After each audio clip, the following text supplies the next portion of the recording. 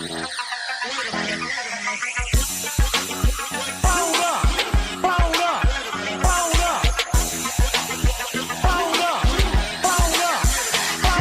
me get him where I fit in, homie.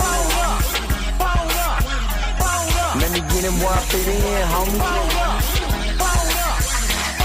Let me get him where I fit in, homie.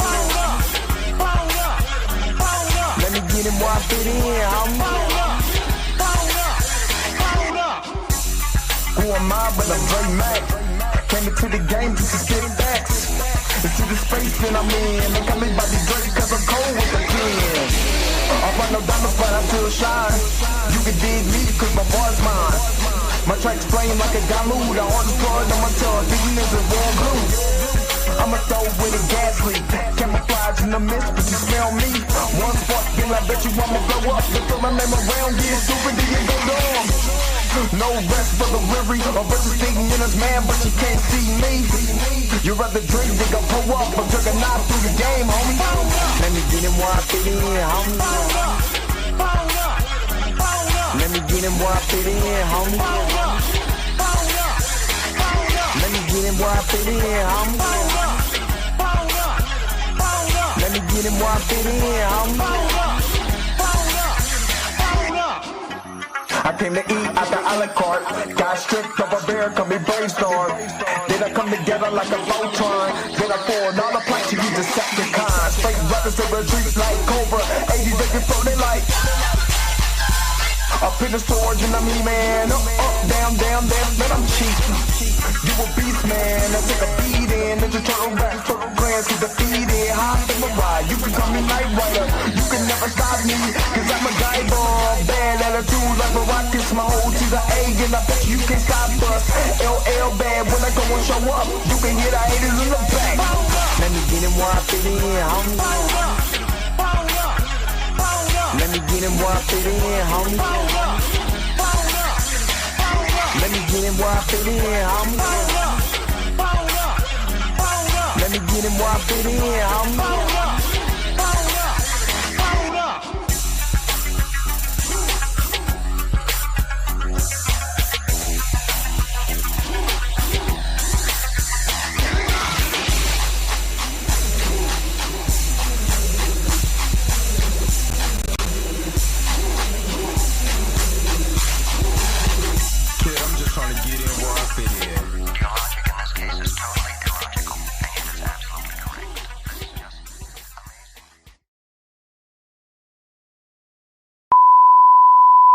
This is a test. This station is conducting a test of the emergency broadcasting system.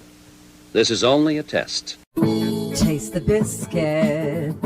Taste the goodness of the biscuit. Taste the honey sauce. Taste the goodness of the biscuit with the honey sauce.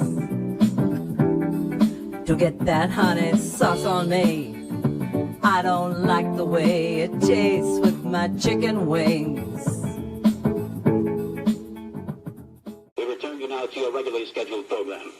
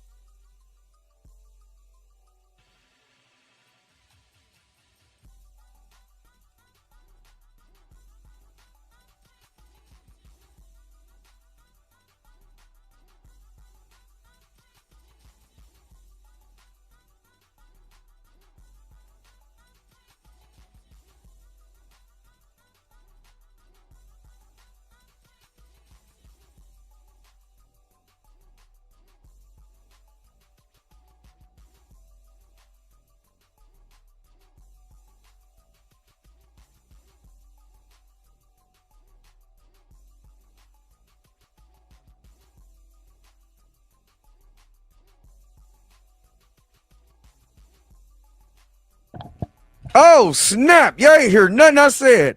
I was over here talking about steaks and biscuits and all the goodness of the biscuit. And how about the honey sauce and the goodness of the biscuit with the honey sauce? But anyway, today we are going to go over um we are going to go over Adelie Noah's video talking about grifting. Surprise. No. But no, he's just talking about how these guys are just grifting on anything. Now they want to jump in to anime, talk about how people are so woke that black people are in anime and all kinds of other stuff. So yeah, that's what we're gonna go to. We're gonna be tasting the biscuits today. You know what I'm saying? The goodness and the graciousness of the biscuit. All hail the mighty biscuit. All right, hold up. This thing is like all over the place, and I think it's messing up. It's messing up stuff. Anyway, so that's what we're gonna talk about today. So hopefully you guys are happy. Hopefully you guys are healthy. Shout out to my man Heavy Gan over at the Heavy Gan channel. But you already know how I do. The real question is, wait a minute.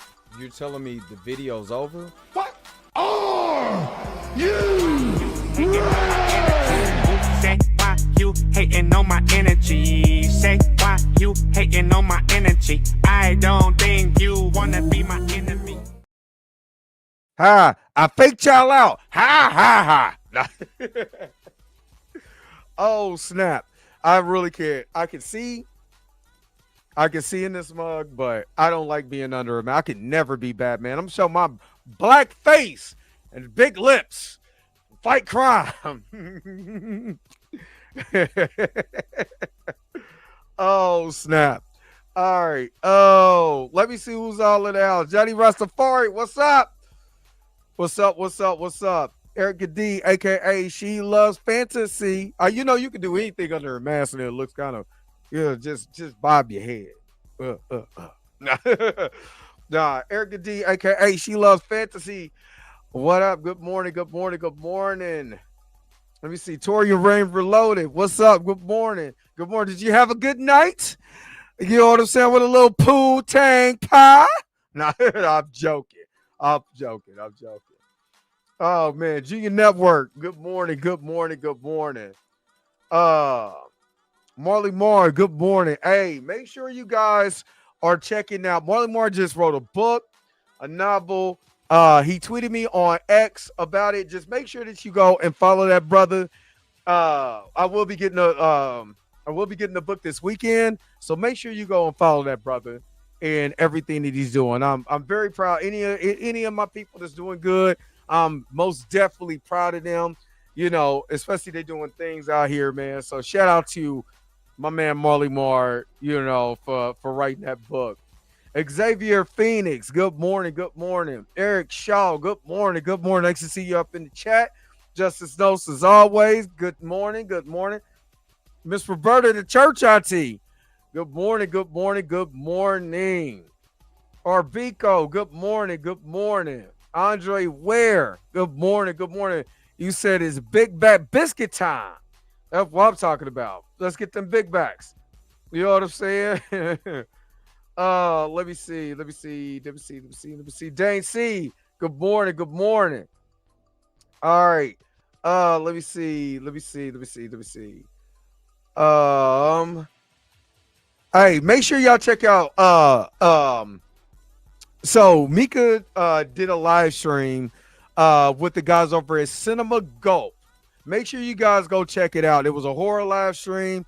It was an awesome conversation. Matter of fact, it was some things in that conversation about horror I didn't even know, especially the one that she brought up with The Sixth Sense, because I watched that movie like once, and didn't really finish it either. I'm not even gonna hold you. I didn't finish it. So when she explained the part in the movie, which I'm not going to spoil because you got to go see it, I was like, dang, I did not know that. So shout out to Mika G, what she got going on over there at Cinematic Nightmares. All right, Robin D, the admin, make sure you smash that like button like I smashed the foot and April O'Neil. Oh man. Let me see. I know I'm gonna get hot in here. Oh man. Yeah, there you go. There you go. I got my suit too. You gotta dress for the job you want. Oh man. All right. Just play. What's up? Good morning. And again, tonight, you guys be safe at everything that you're doing out there. You be safe out there. And make sure, get some gluten-free candy.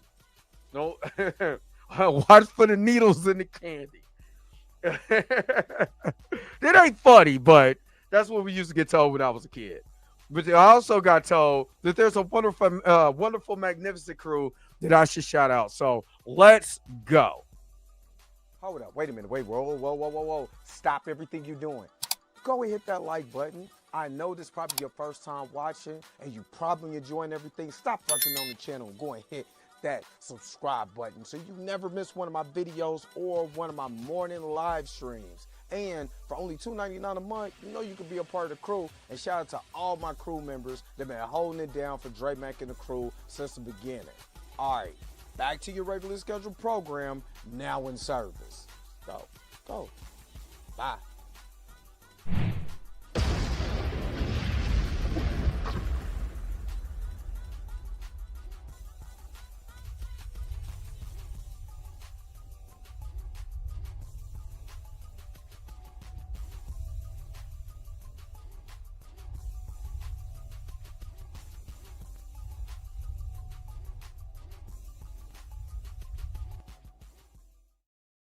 All right. Yeah, this mug. I ain't gonna lie, it's making my do-rag hot. Oh man. It's most definitely making my do-rag hot. But Mika G told me to play this sound effect because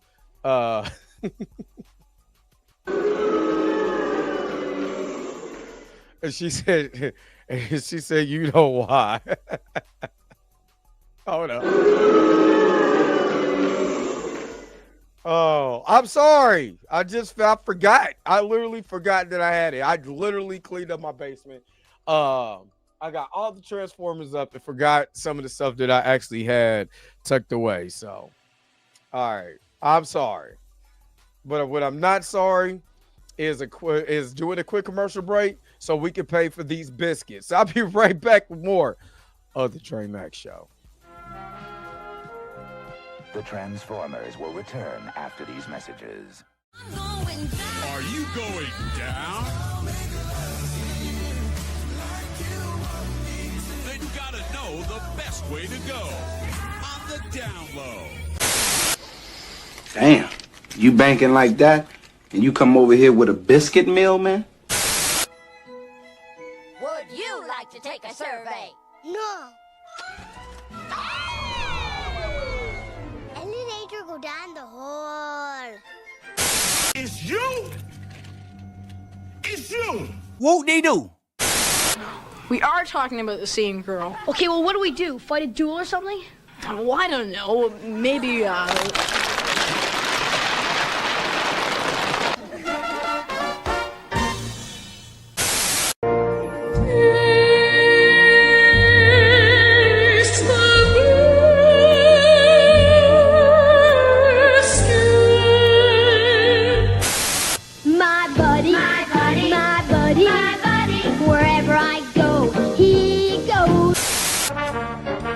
This?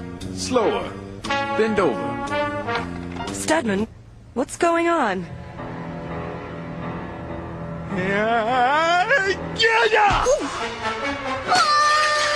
Darling, are you all right? Studman, who was that woman? That was Professor Haight, disguised as an ugly French lap dancer. Ugly? She looked beautiful. I suppose she might have been considered beautiful until you walked in the room.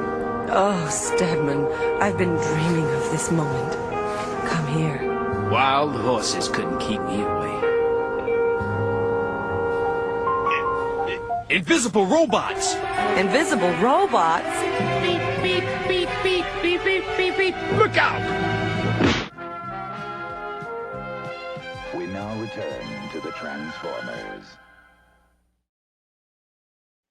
All right, all right, all right. I look like I'm going to a Diddy party.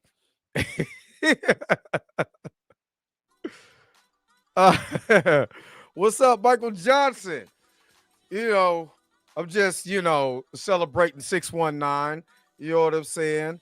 That's it. I don't see. I, I know why I'm doing this because I got booed. So now that I found all my stuff, like days later, yeah, you know what I mean. I'm trolling at this point.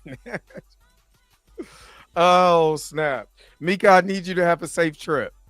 I need you to have a safe trip. But it looks like I'm getting ready to get oily. Booyaka, booyaka, 619. Oh man. All right. I'm playing. All right. Let's Oh my god. I ain't gonna lie.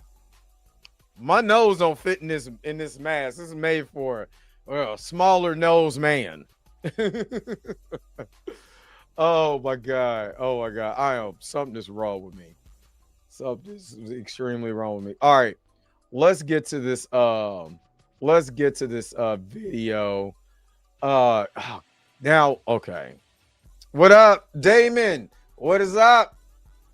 Hold up. I just literally was playing that. Star 699.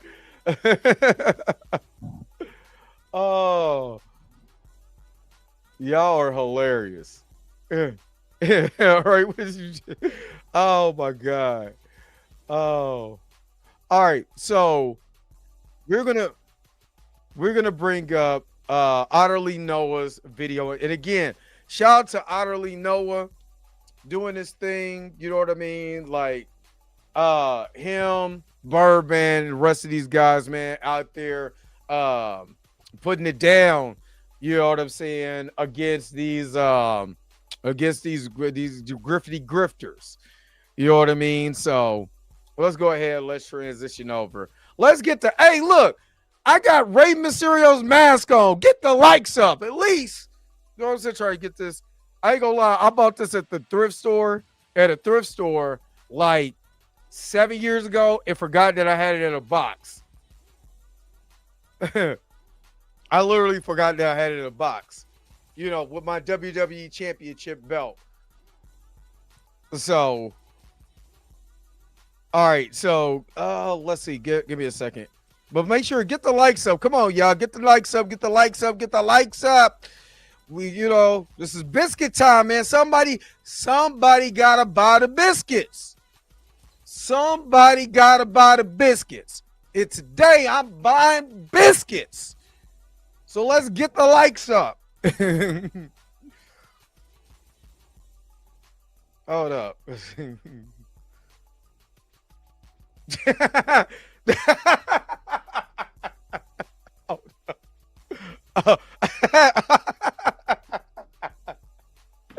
Oh my goodness. That is messed up. That is messed up. Anyway, let's get the likes up. All right, let's go ahead and get started. Otterly Noah's video. And this video is titled Anti-Woke Self-Insert Character Hatred is Getting Old. Hunting Griffly Bears. Let's go.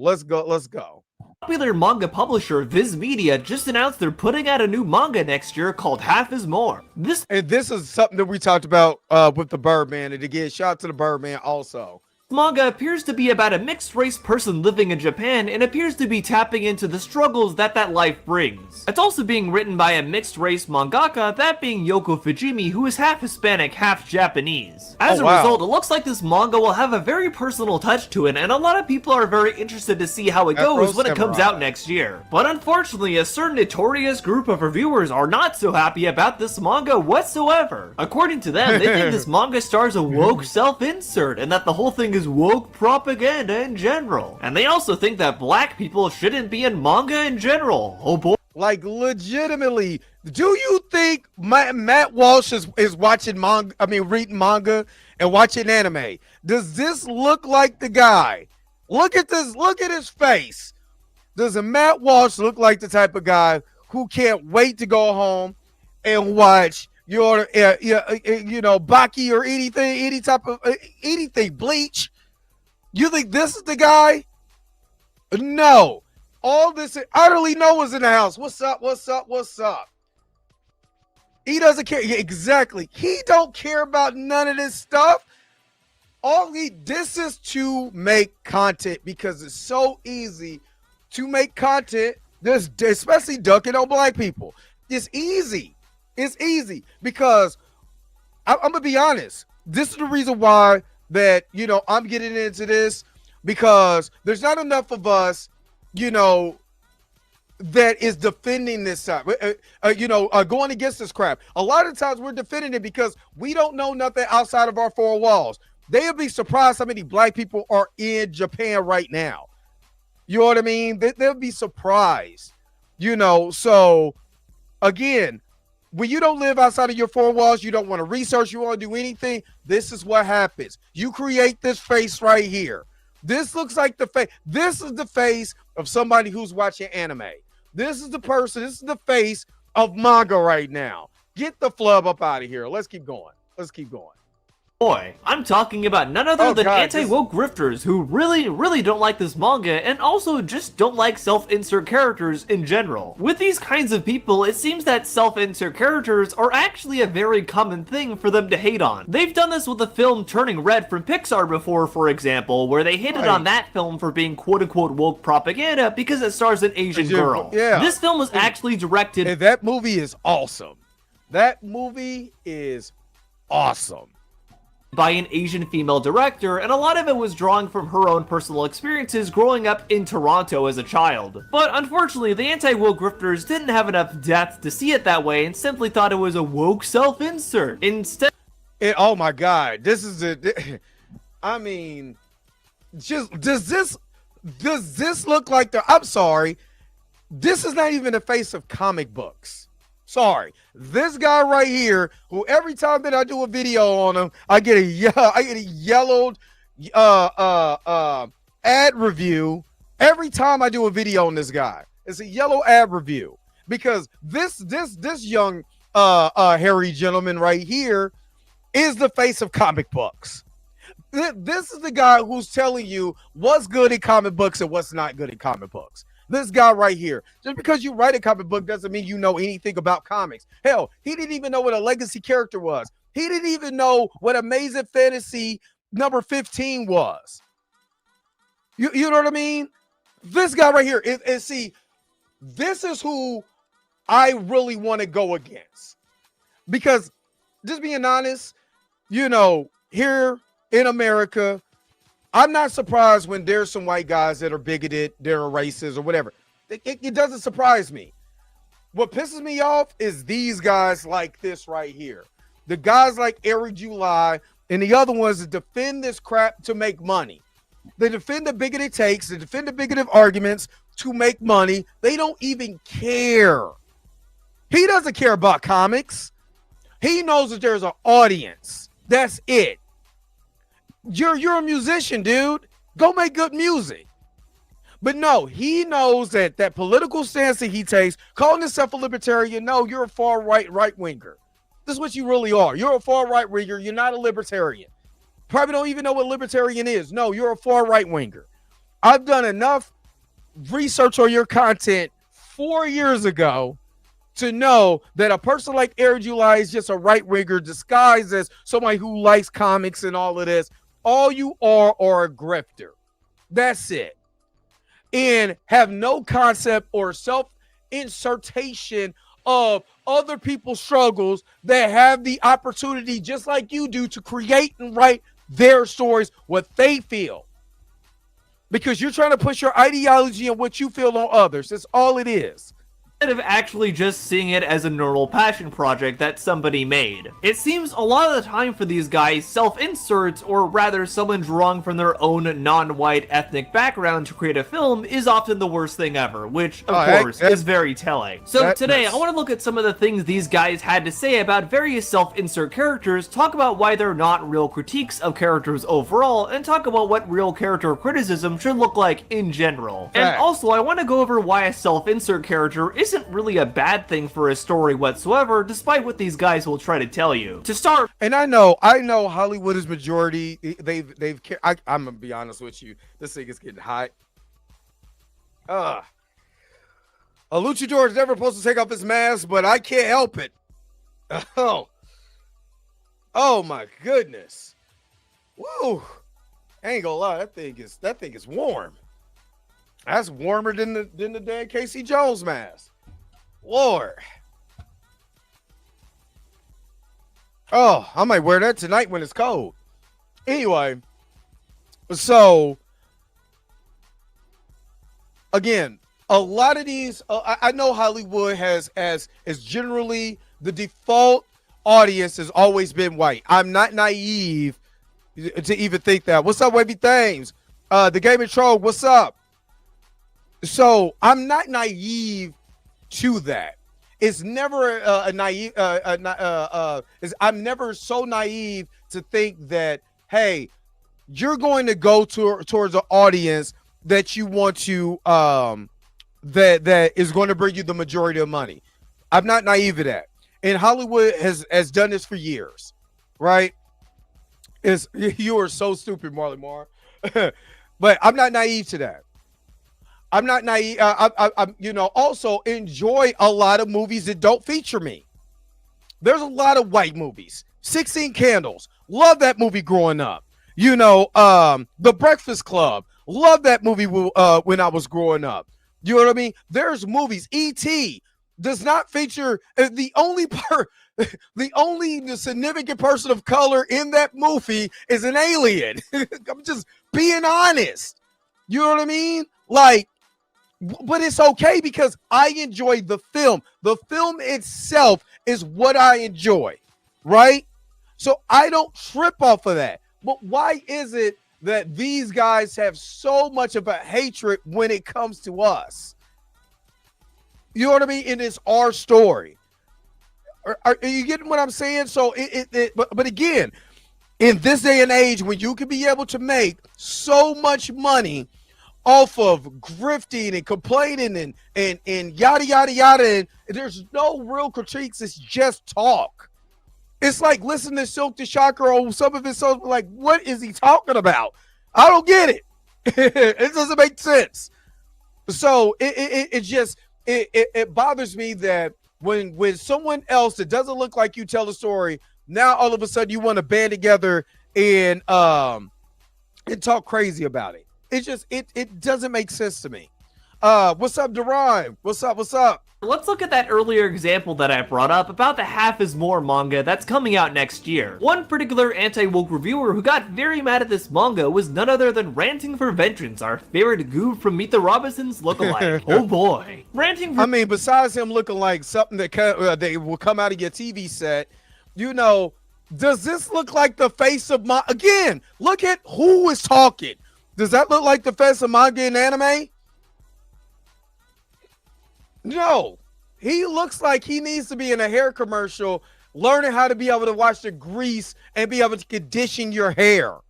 Vengeance is pretty much the typical teenage edgelord who is often very, very blatantly racist on any of his reviews. So you can probably already get a pretty good idea of what he thought of this manga. Let's see what he had to say here. So the biggest publishers of English manga, Viz Media, have announced that they're bringing out a brand new title. It's gone viral on Twitter because it's about a mixed race person living in Japan facing microaggressions and racism. Yeah, you already know that this is going to be ultra retarded. Okay. Oh my goodness, I can't stand this dude.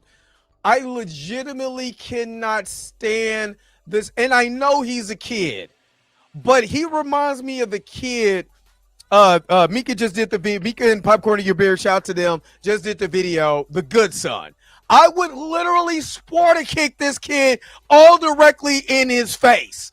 And I don't care what y'all. I would kick him in the face.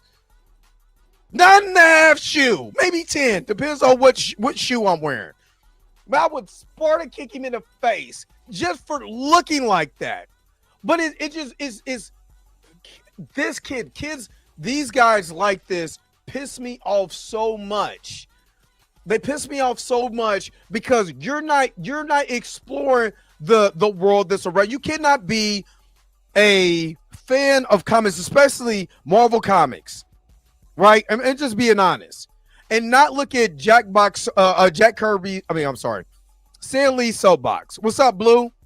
And say, yeah, I'm going to continue to support this company when the guy who made it popular was against everything that you are. He was against bigotry. He was against racism. He was against all of this particular stuff that you spew online, and then have the nerves to come out and say, I'm a fan of, of Marvel Comics and what they're doing. It's trash. It's trash. Not even 20 seconds into the video, Ranting for Vengeance already shows that he doesn't really understand Japanese culture. As stated before, this manga is said to be about racial prejudice towards a mixed-race person living in Japan. And Ranting for Vengeance seems to think that this is woke propaganda. But the thing is, that actually is the reality of a mixed-race person living in Japan. Japan, unfortunately, as a country, has had a documented history of being very racist towards foreigners that aren't tourists. Facts. And we forget how they felt about the Chinese too back in the day. Let's be honest. What's up, the Informant Media? What's up? Eddie Foster, what's up? But you know what I mean? We forget Japan's history. You know what I mean? So I believe that it is like with anything, it takes time. One thing that I do love about Germany that I've heard, I've never been to Germany. I know Mika was stationed in Germany. I think Blue, was you stationed in Germany also? There's there was a lot of people that were stationed, that I know that went to Germany. In the way that they teach the history, of Project X, what's up? The way that they teach the history of Nazi Germany, how they say it was wrong, and try to and I saw this. I want to say, it was one of the news channels that's on that do independent news. It was on YouTube. I can't think of the name offhand. I can see it, but I can't think of it. But the way that they teach how wrong that was, so they don't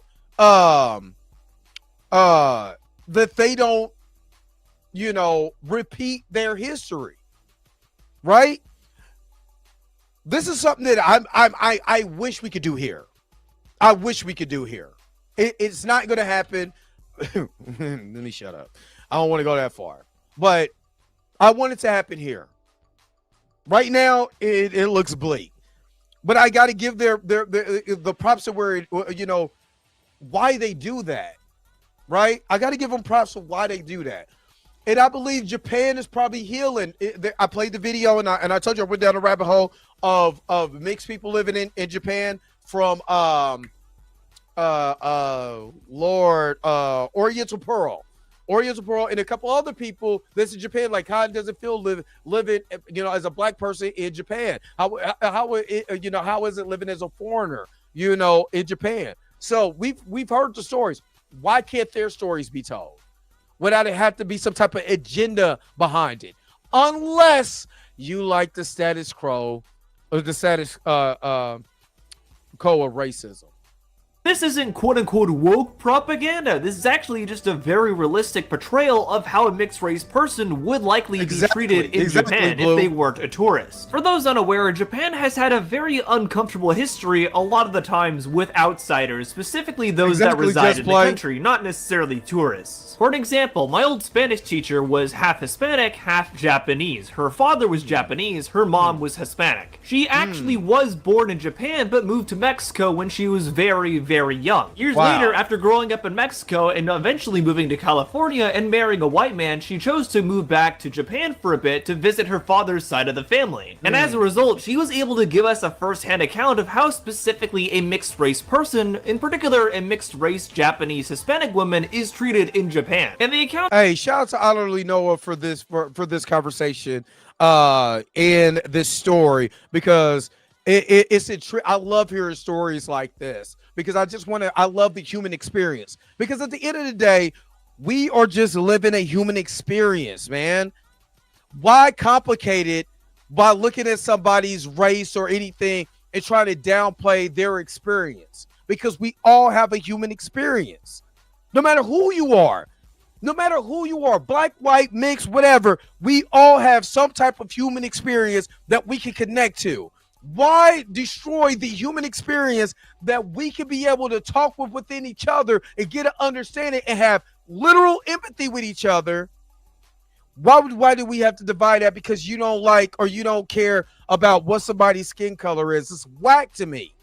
She gave were not really the best. In fact, she felt more at home in Mexico than in Japan. She said, as a mixed race person living in Japan for a certain amount of time, she felt very judged and very ostracized by the people around her, especially because she did appear Japanese. So for her, in a lot of ways, it was even worse because a lot of those Japanese customs and expectations were already thrust upon her and people already expected her to know it. Which, funny enough, is also the exact same scenario with the author of this manga, who also is a mixed Japanese Hispanic woman. Facts. She's also had first-hand accounts of how she's felt prejudice against as a mixed race person in Japan, and that's a big reason why she started doing this manga. For her, this was a way for her to get her own personal thoughts out there about how Japan treats people of different ethnicities, and a way for her to voice her own personal experiences on that. Which, funny enough, some of the most critically acclaimed comics of all time are very personal ethnic stories just like this. Moss by Art Spiegelman, which is actually the first ever graphic novel to win the Pulitzer Prize, is actually a very personal account of Spiegelman's father and his time living as a Jewish man during World War II Germany. I'll give you one better. No, that's good. That's really good. But I'll give you one that the anti-wokers, it probably, what was that, 1989, would have lost their mind. An American Tale. An American Tale is just the struggles of immigrants coming over to America in the early 20th century. An American Tale is heartbreaking. If you look at it at face value, very heartbreaking, right? But it's about immigrants. Somebody will call that woke now, but it's their experience. How can you downplay their experience? So we've always had these type of conversations in our media. This is why we can, this is why that we can be able to point out how this is just a grift. This is because we've always had this. We've always had this. Black Like Me. I had to watch Black Like Me for theater class both my junior and senior year from two different teachers. Why was Black Like Me taught in my theater class? For one, a guy going undercover as a black man in the racist South and living with a black family and showing you what was going on during that time. The experience that he had was being taught. And we had to see about the way the interaction was and how you get into it. Once you really get into a character, how do you do this and other? But it was about the story and how you interact within the story and taking that personal experience, making it your own, and creating that character off of somebody else's experience and having empathy enough to be able to convey said experience. Just saying. Uncle Biz Rice nephew, what's up? Good to see you in the chat. Japanese manga has many genres from shonen, probably saying this wrong. Shining, a yaoi, and a slice of life. I probably butchered the hell out of that. Seems like these people are just cherry picking what to be mad at, and that's it. That's all. That's all they're doing. But you know what, Uncle Biz Rice? Since you got the rice, you know what I'm bringing? The biscuit. Taste the biscuit. Thank you. Taste the goodness of the biscuit. All right, appreciate the $4.99 super chat. Yeah, Gaming Troll, yes. Final Fantasy VII, Street Fighter, Halo. We always had characters from different walks of life. Facts. Kid Gravity Beyond, what's up? B1 Knight Rider, check in. If I had, I'm not gonna lie, I was trying to look for a black leather jacket and a red, and a red turtleneck, because I was gonna be Michael Knight tonight. Rice and biscuits, yes. Let's keep going. Let's keep going. And the graphic novel Persepolis is also a very highly regarded ethnic work in the realm of comic books. This one comes from the French-Iranian comic book artist Marjane Satrapi and is largely pulling from her childhood growing up in Iran and Austria, specifically during the Islamic Revolution. Much like Moss, this was also a very highly regarded graphic novel and ended up even getting adapted to film and also won several awards and is often considered one of the greatest books of the 21st century even. So whether Ranting would like to admit it or not, a lot of the best stories are often pulling from the artist's own ethnic background, which of course is exactly what Half is More is doing here. Perhaps if Irish Kylo Ren actually read comics, he might understand this. All you have to do is the smallest bit of research to realize that, yeah, there is woke manga and anime, just like everything that has ever existed. There's going to be manga and anime about wokeness and I can't stand, I'm sorry. With a passion, with the strength of Wakanda and Kendrick Lamar, I hate when they say woke like that. I hate it with all of the, I'm the biggest hater because I hate when they say woke like that. I do. That's why I want to Sparta kick this kid in the face. Being gay. It's not some big gotcha when you come down into my comment section like a retard and say that you do know that there's some gay manga out there. Yeah, that's like me saying I love movies like Rambo and Predator and Cobra and Die Hard, and then you come in and say that, well, you also know there's gay movies, right? Like Brokeback Mountain. It's like, yeah, that's not what I'm talking about. It makes absolute zero sense, and the only people who do it are fake fans, tourists, or handicaps who always want to come in and prove you wrong. So this handicaps? Oh, handicaps? Yeah, he knows about gay films. He has no problem watching them. This part I find funny because I think Ranting is actually referring to something that me and a lot of other people called him out on not too long ago when he was talking about the manga Berserk. In particular, Ranting was talking about different manga that he thought were a great alternative to woke American comics and were things that his audience should read instead. When, funny enough, if you actually read Berserk, there are a lot of quote-unquote woke elements by the definition that these guys often use. There are several gay characters in the world of Berserk, and there's also a very heavily implied gay romance between the two main characters. Despite the fact that Ranting thought this was an answer to quote-unquote woke. I need him to get out that basement and get some sun.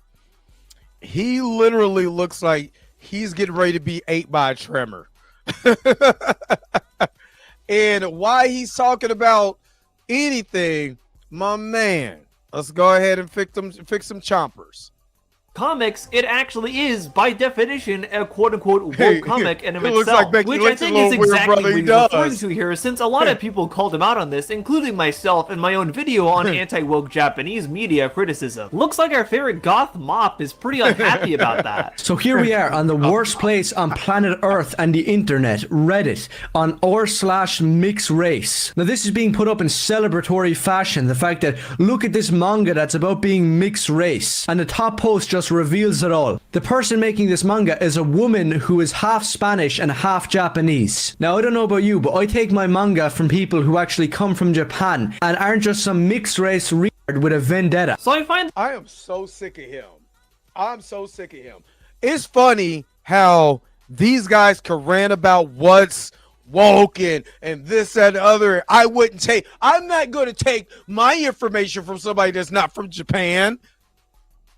But you're in Scotland, Ireland, the some sewer somewhere in Europe, and we're taking it. You want us to take advice from you.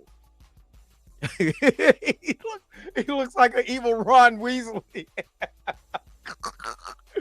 Like, what's up, Jasikora Kingman? What's up? But it's funny how they can't tell their story because you don't want to hear from them, but you want us to hear from you.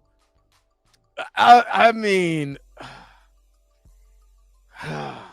the Gaming Trogue, he looks like he hangs with Mo Man from the Fantastic Four. This part very funny because if Ranting actually did his research, he would realize that Yoko Fujimi actually was born in Japan. As stated before, she's a mixed-race Hispanic Japanese woman, and her father is Spanish, and her mother is Japanese. She was born to them in Kitakushu, which is one of the main cities of the Fukuoka Prefecture, which is down south of the main island of Japan. I actually did visit this prefecture last year when I went to Japan for the very first time. Clearly, Randy... Man, you, Otterly and Birdman has been to Japan. I've been down the street. It's time for me to leave. I need to go to Japan, baby. Put me in your backpack.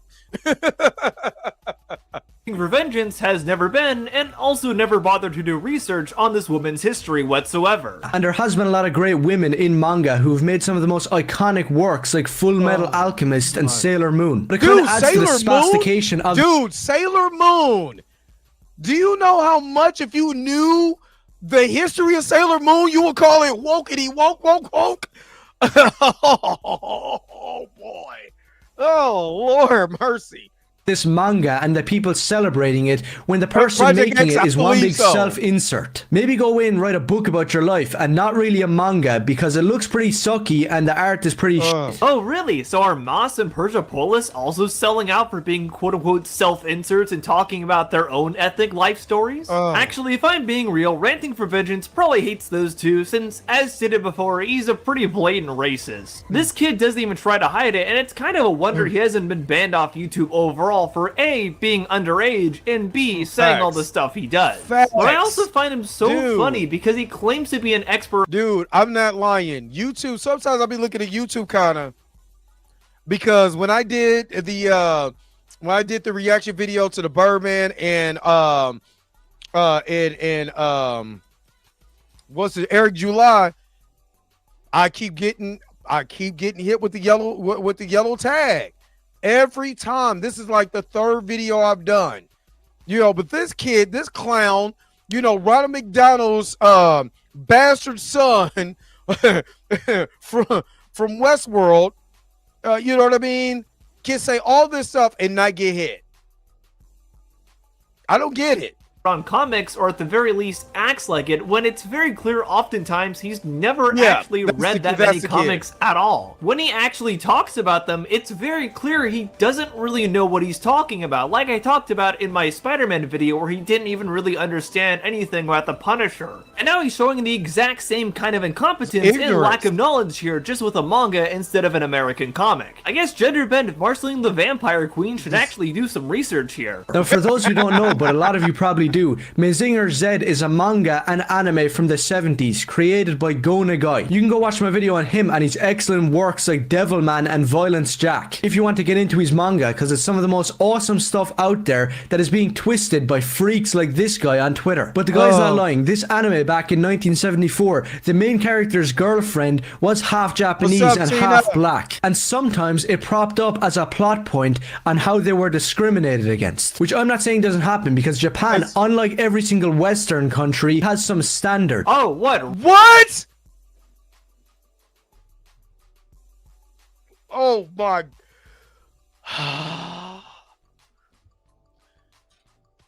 He doesn't know the history of Japan. He doesn't know the history of Japan. That's all it is. He doesn't know the history of Japan. Oh. Michael Johnson, what's up? Like, what's up, Krisha Key? It's Japan was cool. Japan had an issue. Japan had a real bad issue. Japan has gotten better over the years, but Japan had a lot of issues. So it is just Enrique. This brother doesn't know nothing. He's just talking. What he say, oh baby boy? You just said something.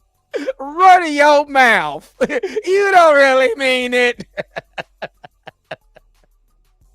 Oh my Lord, have mercy.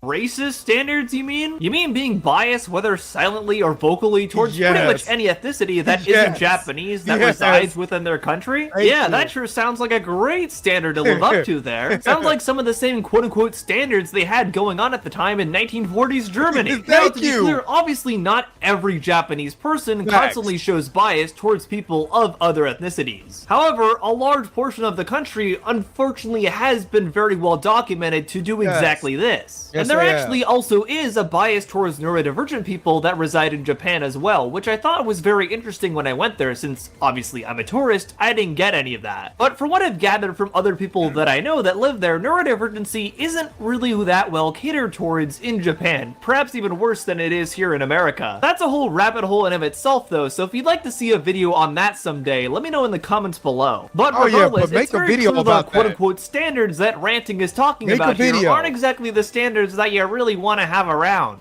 You know, something that a lot of other countries could actually learn from, where you actually care about your own country's people and you're proud of them. To me, that isn't really something to be looking down upon. So yeah, when you show up blasting rap music and trying to steal crap, Japanese people might have a problem with it. Wow. Wow! How more racist can you be?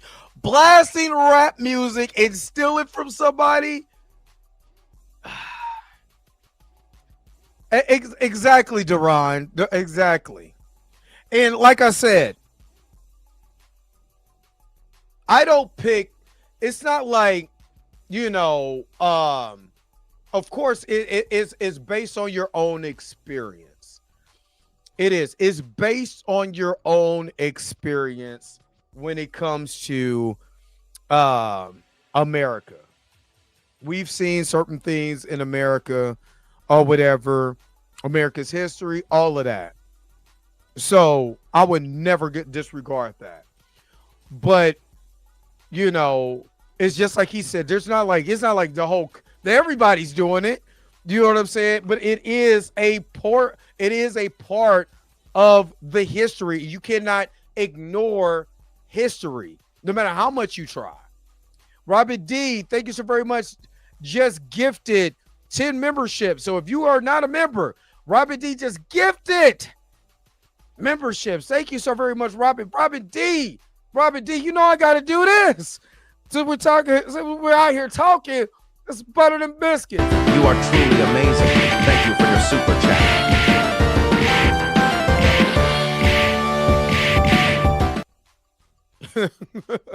Thank you so very much for gifting the memberships. You said, I bet he was a Drake fan. It's just weird, man. It's weird. It's weird that this is. But I also got to say this. This is the reason why we have to be in control of our own image. This is something, shout out to the Godfather Kevin Samuels, RIP. But he always said we have to be in control of our own image, right? You know, but don't take the lowest form of, you know, of who we are in a society, you know, and try to, this is all we are. We don't do this with any other, you know, a basic society. We don't do this with lower class white people. It's trying to say this is all white people are, is the lowest form, you know, of white people in America. And you know what I'm talking about. You know what I mean?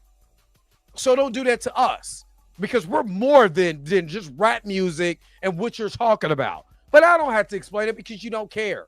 Because grifting and making money off of talking shit on us is the only thing you can do. But if a black dude came in your face and said, hey man, what's all that shit you was talking about, black people being basically thieves and all of that, I guarantee you wouldn't have that same energy.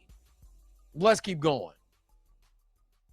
He never is subtle about it at all, is he? This kid is so blatantly racist that it almost ends up being comical with how unsubtle he is. The grift is absolutely real from our long-lost Addams family member here. And this guy here puts it perfectly, saying that that character wasn't the biggest thing in the manga. And just like what I was saying a second ago, yes, there can be stuff about gay people and black people and some liberal ideas in tons of old anime and manga, but that's all it is. It's usually in the background and not in your face. Like Mazinger Z, for example, is about a badass robot who kicks ass. Wait a minute. Did you hear him? It's in the background, so it's not in your face. So as long as the story is in the background, you're okay, because then you don't have to face your own racist biasness. Have you noticed all of these people who talk this shit? Sorry, Miss Roberta, because I'm kind of in my feelings. In a minute, I'm gonna take a commercial break so I get out of my feelings. But have you noticed? When you have to be faced with your own racist biasness, your own bigotry, that's when you have a problem with it. When see, it doesn't have, you don't have a problem being a bigot. You have a problem when the mirror is pointed to you and you have to face your own bigotry. As long as the story is not told, we're cool. But as soon as the story is told, now you feel a certain way, because deep down inside, you know you're a racist piece of shit. And you know that if anybody gets in your face and challenges you on said racism, you have a problem. You'll probably crap your pants. Because no, this ain't the internet. You ain't in front of your camera. Now I'm in your face. What's happening? Oh, now you want to be different. Now you want to apologize. See, it's okay when I'm in my basement. You know what I mean? But I got that same energy outside. When I get off this camera and all of that, I got that same energy outside of there. See, a lot of these racist people do not like to be called out on their bigotry and racism, because they know deep down inside they're going to have to face somebody one day. And are you going to be able to keep that same energy? You know it. You know it. That's where I'll be having a problem at. That's where I'm having a problem at. And the person controlling the robot has to decide whether or not to become a god or a devil. Kind of like Spider-Man, with great power comes great responsibility. It's not about racism and microaggressions. Oh, really? You're sure about that? Then how about those gay characters I mentioned before in Berserk? And funny enough, plenty of other old manga and anime also have this as well. Sailor Moon has the lesbian couple Sailor Uranus and also Sailor Neptune. That's what I'm saying. Like, if you know the history of Sailor Moon, is wokety woke woke woke. But yet, let's ignore that to push a narrative. That's all it is. Let's ignore the obvious here and let's be able to push a narrative, because narrative pushing is more acceptable than facing the actual truth. Because what you really want to do is keep a hold as much as possible of white supremacy ideology, which makes you a Nazi, which makes you, what they're talking about in Germany, where we don't play that no more, obsolete. Let's keep it a buck. What's up? Is it Wrong Pie? He said, good afternoon, good morning here from KC, home of the Chiefs. Let's keep going. Captor Sakura has the gay couple Toya and Yukito. Revolutionary girl Utena has a very nuanced lesbian relationship between Utena and Anthe. And even all the way back in the 1970s, Sunroom Light was the first ever manga to feature a male-to-male romance. And funny enough, even the manga that Ranting brings up here, Mazinger Z, actually has a lot of quote-unquote woke themes, being a very anti-fascist manga. There's a lot of very distinctly anti-militarianism and anti-fascist messages in this show overall. And to put on top of that, this is where not just this anime or whatever. This is the creation from for Star Wars. That's all it is. Star Wars is what you would call woke. I'm just saying. Like all the stuff and in the manga, all the stuff that they complain about is already theirs. We've been talking about that. It's just because you can't formulate sentences for yourself to be able to say, hey, we got this going on. We got this going on. Let me explain this and build an audience the right way. All you want to do is talk crazy. And it so happened to be at black people's expense. And that's what I'm not going for. I'm sorry. I'm sorry. You said I'm cheering for KC over Bills. Well, my bet is for sure. Facts. Let's go. Into B. Already heard of this little white lucky charm. Already got kicked out of a rich high school for trying to act tough. And like I said, let me shut up. Let me just shut up. You know what? We're at the 1 hour mark. I'm gonna take a quick commercial. Hey, y'all don't mind. I'm gonna take a quick commercial break because I gotta calm my attitude down. My attitude is getting real funky right now, so I gotta calm my attitude down. But I'll be right back. Don't go nowhere. Do you not go nowhere? Because I'll be right back with more of the Dre Mac Show. We'll be right back. It's just your mama's raisin butter biscuits. That's all it is. Not my mama biscuits. Whoop they do. Take a lug to a biscuit, man.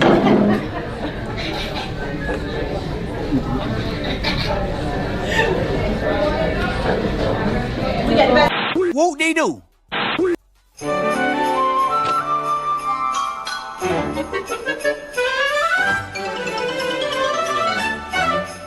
Okay, so what happened is one time Randy Beeman went on a trip with his dad and they picked up a lady who wanted to ride home, and this was in Kansas.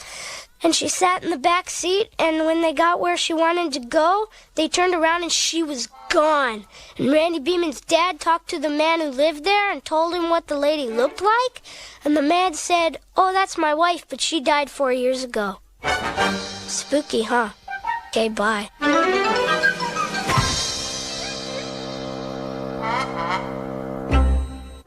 Whoop they do.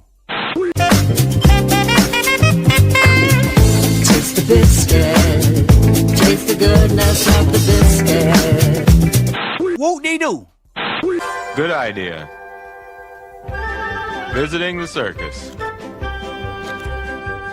Bad idea.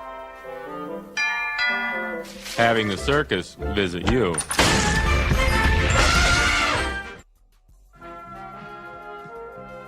We now return to the Transformers. All right. I had to just recharge just for a second. Let's keep going.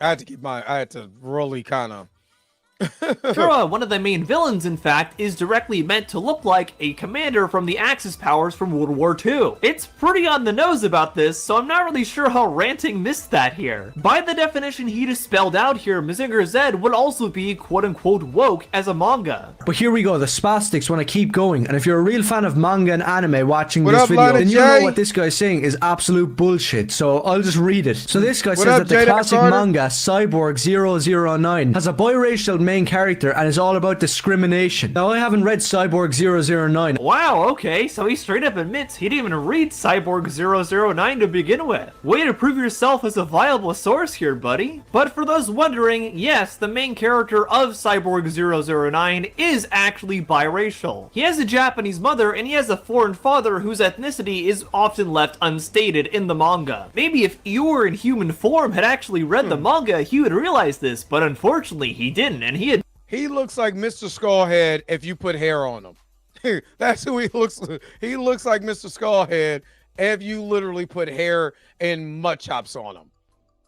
Admitted that to us too. I find that absolutely hilarious. But the point is that this guy got destroyed for making up some bullshit narrative that never happened. The main character in Cyborg 009 is half American and half Japanese. And the team of cyborgs in that badass manga are diverse. Some of them are Italian, French, British, African. One of them is even a woman. This is just something that's super simple. It used to be in classic movies, TV shows, books, and comics, and people wouldn't make it retarded. It's not some gotcha to turn around and go, dude, how can these videos continue to get funded by YouTube? Makes me look at YouTube sideways. But how can this still get funded? I mean, we got to say grape and all kinds of other words. Oh. Hey, you know the original crew of Star Trek had black women on it. Every single person knows that, and nobody has had a black woman on it. The problem with it. They only have a problem with it when it's your main point that you're trying to make, that you're shoving it in people's faces. So let me get this straight. It's okay for something like Star Trek to have a white male as the lead, but also a black woman on the cast, and like something like Atlantis The Lost Empire to have a white male as the lead and also have a very diverse cast backing him up, but it's not okay for a diverse person or even a person of mixed race to make a story about their personal life as a mixed race person, which again, or if you got the black person as a lead and then the white people are backing them up. You know what I mean? I'm just saying. And it's funny he tries to claim this because Cyborg 009, the manga he brought up earlier, literally has a biracial character. Ranting for Vengeance just doesn't know what he's talking about whatsoever, and it's kind of hilarious. Rodriguez, in general, whether he wants to admit it or not, this manga having a quote-unquote self-insert isn't really a bad thing at all. It allows for a much more personal story to be told, and also a story tapping into some very real issues that Japan is known to have. Which, funny enough, is exactly the route that Moss and Persepolis took, and became huge successes because of it. Also, the graphic novel American-Born Chinese does the exact same thing, and is also considered one of the greatest graphic novels of the 21st century. Funny how that works, huh? But, believe it or not, Ranting for Vengeance isn't the only person who's gotten mad at a self-insert character before and tried to call it quote-unquote woke propaganda. To answer your question, can he redeem itself? When he gets old enough to realize that he can get his whole entire ass whooped for talking crazy, he'll learn. It only takes one time. Our favorite Daily Wire member, Matt Walsh, has also done this exact same thing. I've talked about Matt previously in my anti-woke animation criticism video where he was trying to claim that Disney villains were doing things right because he hates Disney and he thinks it's woke propaganda. This man is so bent on trying to claim Disney is woke propaganda, he tried to side with Gaston from Beauty and the Beast and said he was a better partner for Belle than Beast. You know media literacy has gone out the window when you're trying to claim that. It's not right for a woman to read. Soon she starts getting ideas and thinking. Oh, brother, this guy stinks! Oh my God. Did you say Disney is woke propaganda, then turn around and watch Dumbo and not see anything wrong with that? Oh my God. Oh my God. Yeah, it was funny when I first seen Matt Walsh. Somebody sent me his video, the Am I a Woman? You know, that's the first time I got introduced to Matt. And I look at things in a vacuum. I listen to people and see what their intent is. I don't just listen. I'm one of those type of people. I can listen to both, any side. I can listen to right-wing side. I can listen to left-wing side. You know, wherever your political spectrum is, wherever that's why I like listening to people's story. Because I can literally separate, you know, my personal feelings. So what is your story? But then when you start hearing within said story the negativity and the malintent in certain things, that's when I have a problem. You know what I'm saying? Not saying that he's right, wrong, or whatever. That's your own personal opinion. But what I'm saying, it's the intent behind it. Why are you doing this? You know what I mean? So that's why and then are you giving out false information so you can be able to create a narrative? You can't talk about. I've always said this because I had to do in college. I did a leadership development essay on old Adolf, and the reason why was because my whole entire thought process was, how can a guy that has dark hair, dark eyes, dark hair can convince a whole nation of people to be blonde hair and blue-eyed? That is intriguing enough for me to be like, this guy is the ultimate leader, because how can you not look like that but convince everybody that you should look like that? Are you see what I'm saying? So, but then you can't say, well, we're not trying to do that, but you turn around and push your own ideology also. Got to think about it. Just think about it Interestingly enough, it's not the only Disney media that Matt Walsh has created bad faith criticism on before. He's also done the exact same thing with Pixar's Turning Red, which he claimed was woke propaganda for featuring a teenage Chinese girl living in Toronto. Oh boy. He also claimed this movie had a woke self-insert, since a lot of it was drawn from the director's own experiences, since she's a Chinese woman who grew up in Toronto. Let's see what he had to say overall. This is from the Daily Wire. Also, it says Turning Red is the newest movie from Disney Pixar that has some parents turning red with anger.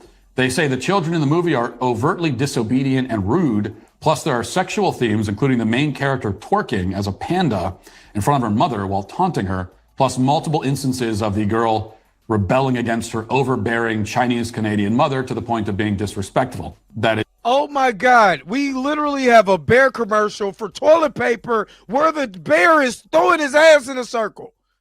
If this is a hill you want to pick, it's the grift. It's just this obnoxious kid, disobedient to her parents. It doesn't actually have a message. Okay, so right off the bat, Matt very clearly doesn't understand that Turning Red actually does have a message to it, and it's very clear in the film. Turning Red isn't about encouraging kids to disobey their parents, it's talking about how overbearing parents can contribute to that kind of behavior from their kids. That's why at the end, there's reconciliation and the parent and the child coming to terms with each other. And as a heads up, I wasn't even that into Turning Red, although clearly I wasn't really the target audience, but I can still recognize what it was going for here. Matt just clearly cannot do that whatsoever when trying to read this film. He just thinks it has no message when it has a very... My kid loved this movie, and my kid who is on the spectrum really understood more about this movie because he felt like I was being maybe sometimes a little overbearing because of his condition. He taught me something. You see what I mean? As a parent, sometimes we can go a little too far. Sometimes because we want to protect. And I had to, as a parent, I had to take a step back. Watching this movie actually made me understand sometimes you got to take a step back. You know what I'm saying? As a parent, and understand and talk. You can't be old school. Sometimes you got to talk to these kids and understand exactly where they're coming from. You still got to be a parent, but you got to parent within love and understanding. You know what I mean? Clear black and white message that is pretty obvious if you actually watch the movie. So this is a movie about a girl going through puberty and turning red, and the fact that she turns into a red panda is a not so subtle metaphor for that. And so that's part of the theme of this movie. And then you think, well, who is it actually? Is this a Pixar movie about? He did not watch this. He just did this again. None of these people are watching this stuff. They're just talking. That's it. They're just talking. They're not watching this stuff. A panda? Is this for 13-year-olds? Is that who this is for? Because when you think about Pixar movies, like every other one that's been made, you immediately think, okay, well, this is for 5 and 6-year-olds. No, not really. Pixar kind of makes movies for everybody. That's kind of part of the reason they've been so successful for such a long time. And during the 2000s, they were almost outdoing Disney pretty consistently. It's because Sonic 3 woke? Oh, Jesus Lord.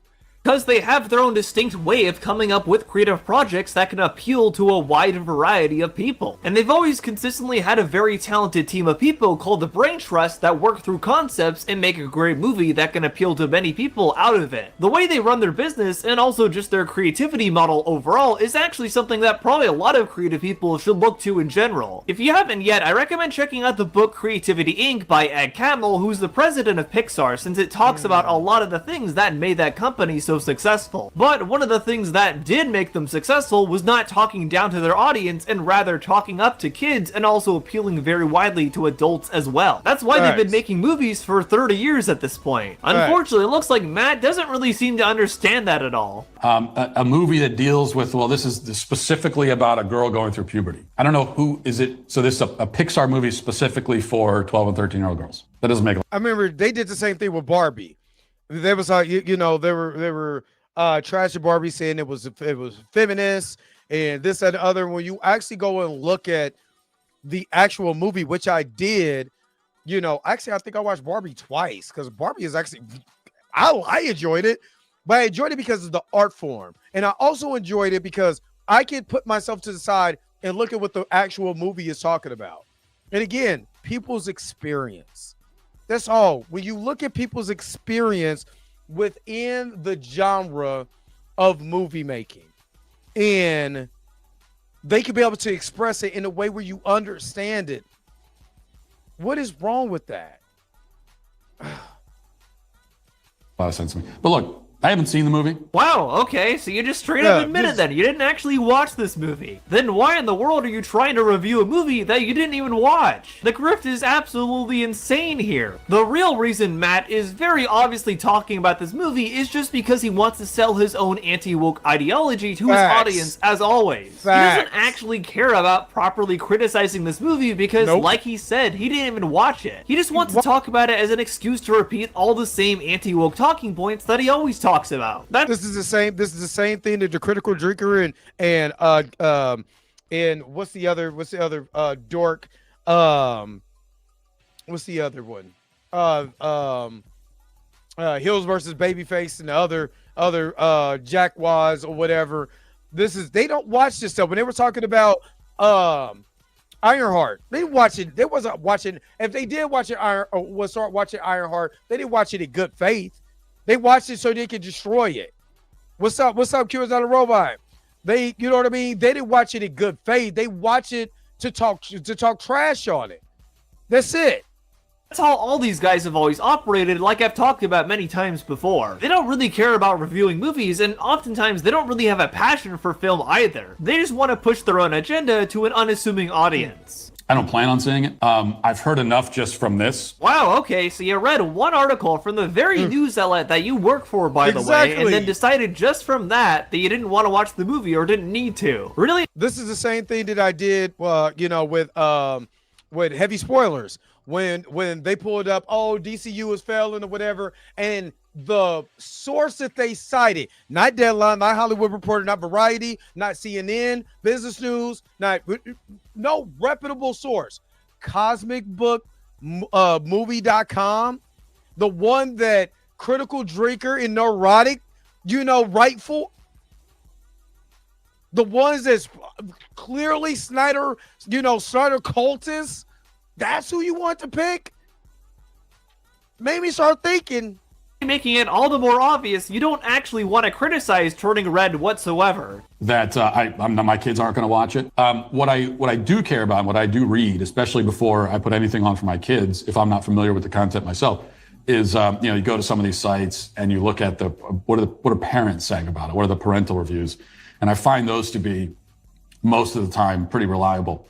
And this is all I need to hear. If you've got a large number of parents saying, this is not good for kids, it's got the wrong messages, on top of that, it's just kind of loud and obnoxious and stupid. That's enough for me to not show it to my kids. So let's see here. You don't want your kids to watch anything you think is loud, dumb, or obnoxious. Gee, I sure hope they don't find any of your videos then. Like, come on, the projection is completely unreal here. Honestly, Matt sounds like the worst kind of parent ever. By restricting his kids so much on what they can watch, it's more than likely when they actually get out from under his wing, they might just go crazy and start watching whatever and possibly mess with their mental quite a bit. Which, funny enough, is often very much the documented case in situations like this. I remember for myself in high school, there were a number of sheltered kids who, once they graduated and weren't under their parents' wing anymore, pretty much just went off the deep end. And some of those kids ended up being arrested even. So, moral of the story here, don't be the kind of parent that Matt Walsh is if you ever have kids. See, just as a parent myself, there is certain things that I would not let my kids watch because, especially like I said, my son with autism, is because he internalizes stuff so much because of his condition, which is on the spectrum of autism. So he internalizes this stuff a lot and he gets obsessed with it. So there's certain things I just would not let him watch because I don't want, like, he was like, oh, can I watch The Boys? I'm like, hell no. No, you cannot watch The Boys. Let's say with Marvel, you watch some DC, But the boys is just too far because he eternalize it, he'll go on the deep end. No, you know what I mean? There's certain, but there are certain things I'm like, okay, you know what? Here, go ahead and watch it. Go ahead and watch it. And then he'll come to me and was like, I know why you told me not to watch that. It wasn't good. I didn't like that. I didn't like that stuff. You know what I mean? So, if I give him my Spawn, the first Spawn comic that I got, where Spawn blew somebody's whole entire face off, nah. I think it was Spawn number 19. Nah. You know what I mean? But, if he begs me enough, I'm like, yeah, here, go ahead and watch that if you want to. Go ahead. And then he'll come back to me and like, I'm glad you told me. You told me, because what I don't want to do, you ask for something, I'm going to give it to you. Ask for it enough. If you want to smoke a cigarette, hey, go ahead. Smoke 4 of these at the same time. Go ahead. Not just 1, 4. You know what I'm saying? See if you really want to do it. And then afterwards, you'll be like, don't want to do that no more. You know what I mean? So, but that's, again, kind of that's the way I was taught too. So, I don't know. Let your kids watch Pixar movies if they really want to. It's not gonna harm them. I kind of can't believe we're saying this right now, but knowing Matt Walsh, I guess we have to. What kind of things are we dealing with in this movie? I'm not going to put a movie about puberty on for my 6-year-old. Okay, so I'm thinking about that. I'm worried about that. Taking all the messages aside, even if the messages are fine and relatively innocuous, is it just a stupid, loud, obnoxious, dumb thing? And it sounds like this movie is that. And there's a lot of kids' movies that are like that. A lot of kids' shows. It sounds like this movie is that. Yeah, I haven't watched it to confirm if said movie was loud, obnoxious, dumb, any of that. And I love every Inside Out. The last Inside Out when they were talking about anxiety, something that I deal with. So, and I understood every point. Damn near I'm not gonna lie to you, almost had me in tears because I understood what the character was coming from, because I deal with anxiety. And I know how it feels when your anxiety is just off the wall and you can't pull it in. You know what I mean? The first Inside Out, that was the first. Me and my oldest daughter, that was our first daddy-daughter date, was going to go see Inside Out. And she loved every minute of it. Every minute of it. So, and then afterwards, we went and got ice cream. It was fun.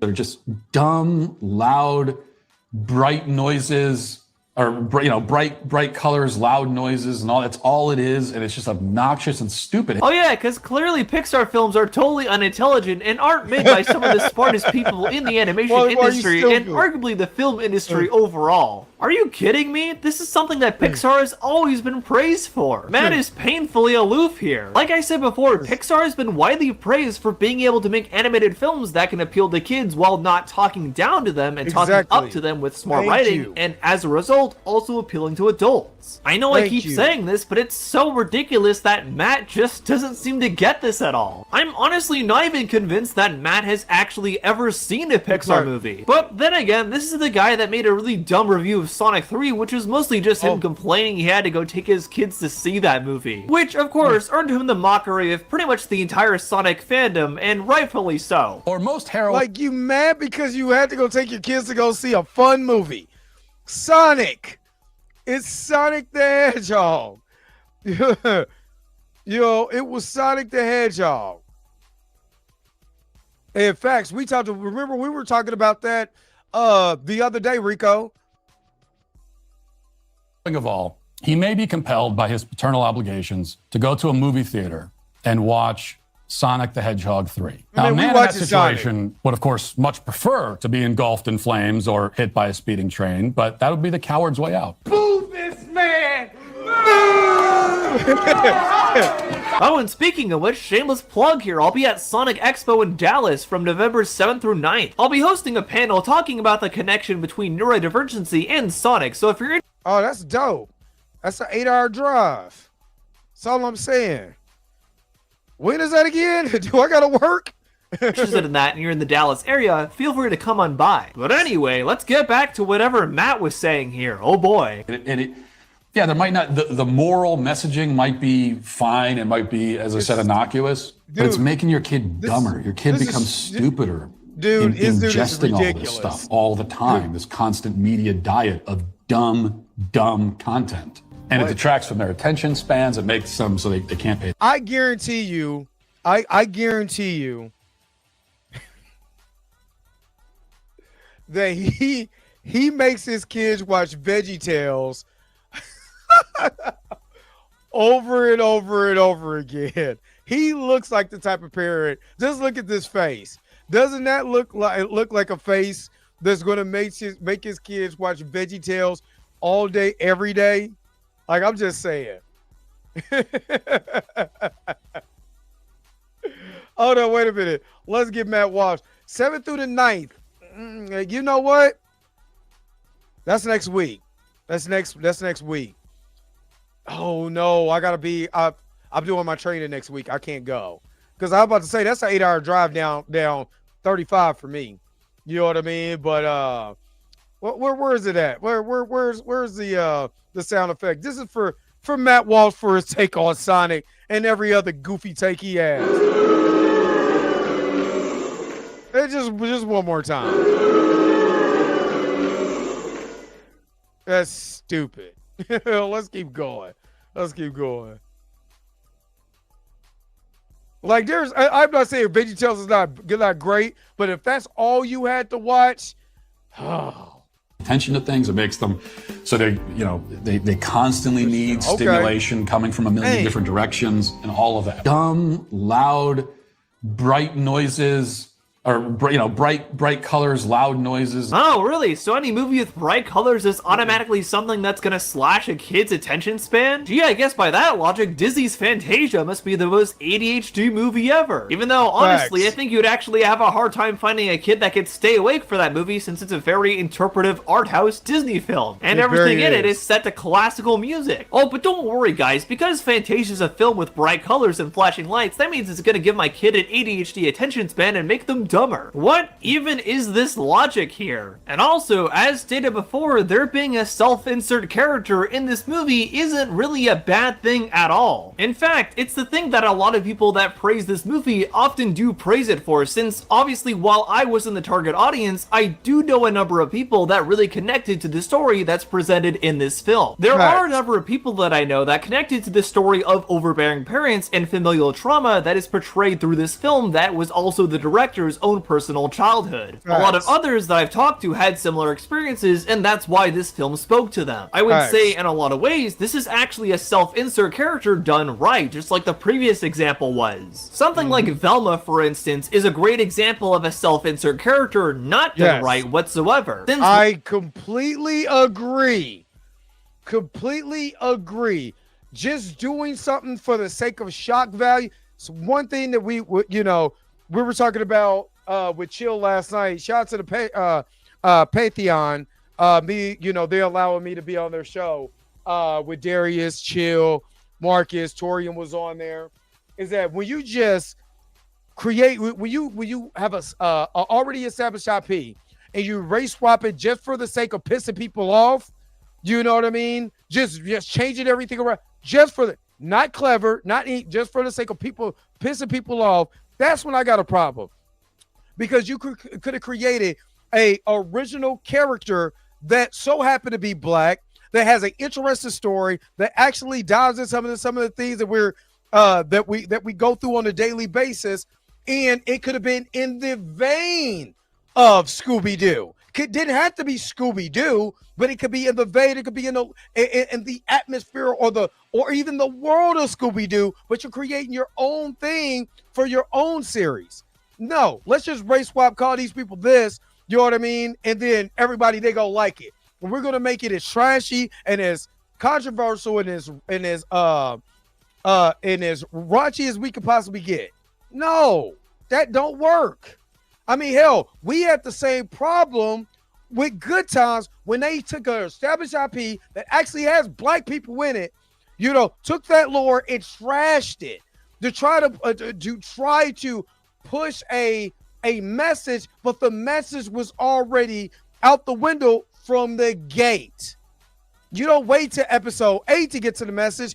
Well, you should be establishing the message from the beginning and let us understand what your vision is.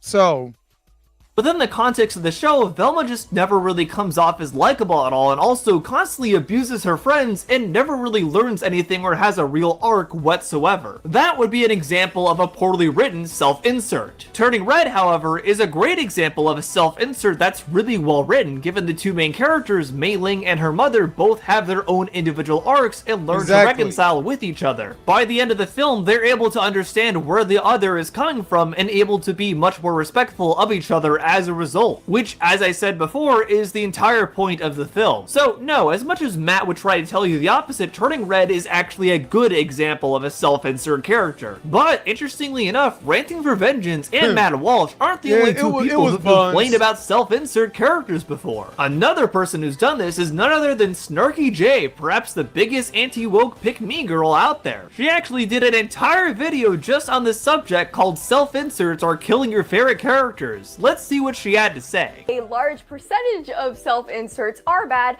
because they're done lazily, egotistically, and way too often at the expense of the greater story being told. And I mean, audiences aren't stupid, right? 90% of the time where we're listening to a self-insert on behalf of a writer, we pretty much are savvy enough to realize, yeah, this is definitely a self-insert and not necessarily a character that should be here. Like I said, not every self-insert is bad, but most self-inserts, at least in the modern era, are done for a number of different reasons. I have a message I need to say, I have an agenda I need to drive, I need people to know more about me. And when you think about the reasons why we make I need to let people know more about me.